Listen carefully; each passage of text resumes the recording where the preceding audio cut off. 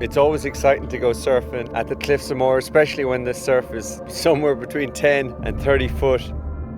And the wave is phenomenal. It's one of the best waves in the world, right here in my home, County Clare.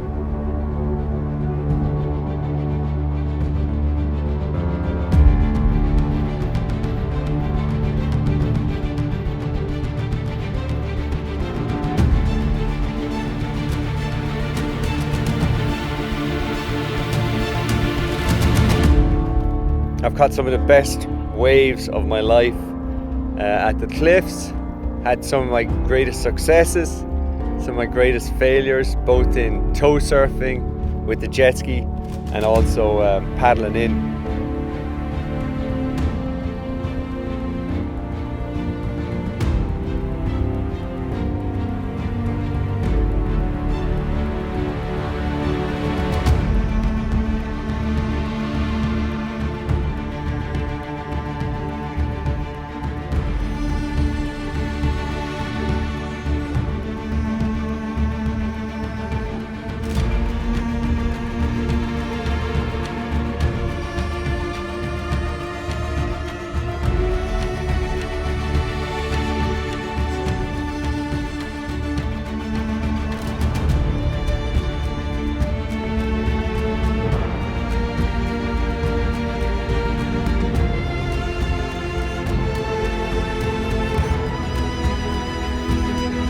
One of the most unique and special places to surf in the world, definitely.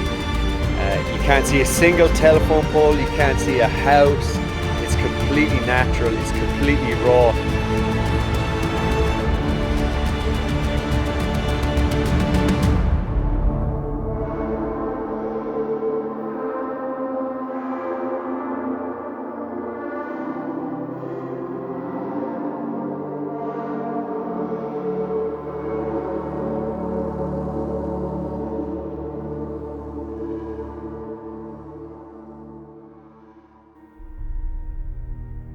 Well, it was good to get in safely from those huge waves at Aileens at the Cliffs of Moher.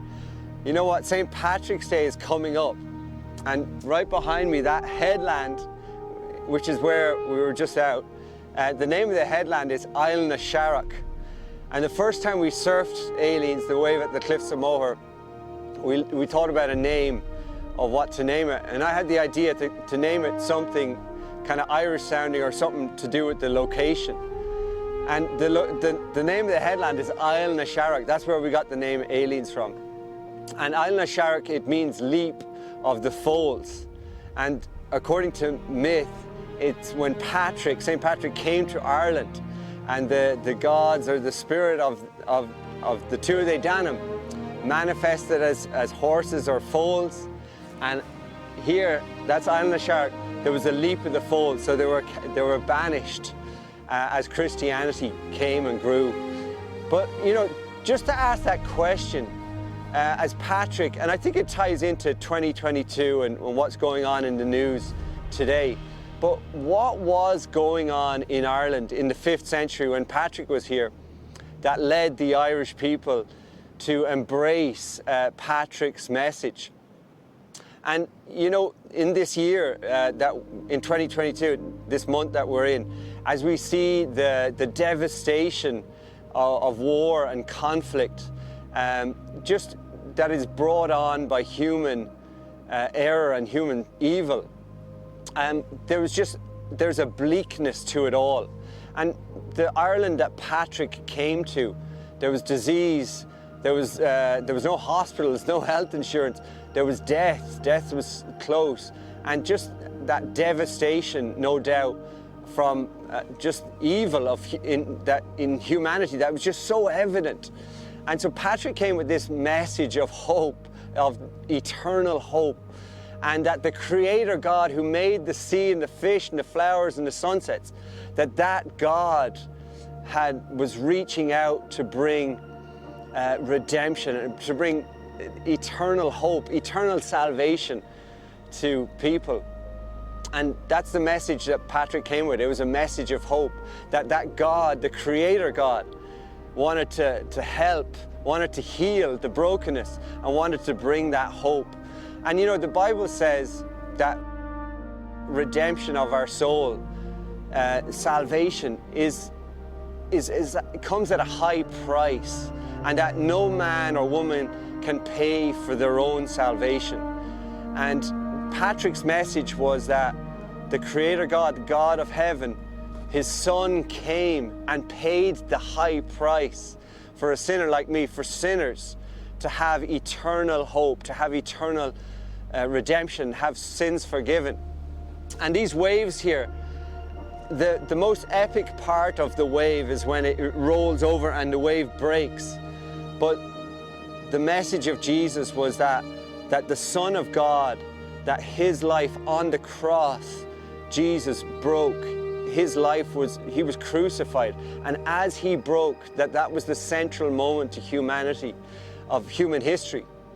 That God's Son had paid the high price for my sins and yours, and He laid down His life. And Patrick was able to come to Ireland in the context of bleakness and devastation and war and conflict and bad news, with a message of hope that God wanted to help, heal, and bring hope. And so that's the good news today. The headland is called Aileens, and that Patrick's message was that the God of heaven is reaching out. And you know, we're still in the End of Days surf log and the End of Days series. But Jesus told us about the end of days, the number one sign to watch out for in Matthew 24. The number one thing that Jesus said, there will be deception in the last days. Instead of truth, there'll just be lies. And you know what? I mentioned today about salvation. It comes at a high price, that Jesus paid that price on the cross. But Jesus talked about at the end times, in the end of days, there'll be deception. One thing that won't be talked about is the word sin. Jesus died for sin. And at the end of days, people won't talk about sin. People won't talk about that your soul needs to be saved before your Creator. And so we live in a day and age, I believe, where people don't talk about sin, and where people are inculpable, where nobody's guilty. Everybody, you just do what you want. Live as you live. There is no right or wrong. But so Jesus warned about the end of days, that deception would be the number one thing to watch out for. And so I pray that today, as we just coming up to St. Patrick's Day, that we would hold fast to Jesus' message. Patrick met Jesus in his hour of trial, in his hour of desperation as a slave boy in Ireland. And Jesus saved him, reached out to him, made Patrick a messenger, and sent Patrick back into this devastation. And Patrick came back to Ireland with that message of hope, that the Creator God, His Son, paid a high price on the cross. Jesus, He died for me and you, rose again, and that anyone who would believe in Him, put their trust in Jesus Christ, would have eternal salvation. Anyone who would turn from our own way and turn from our own sin and believe in Him would be saved and have help, hope, and eternal salvation. So that's the good news. And that's the headland, Aileens. And so it was beautiful to go out there today and just see the wave and to come back in safely. See you soon.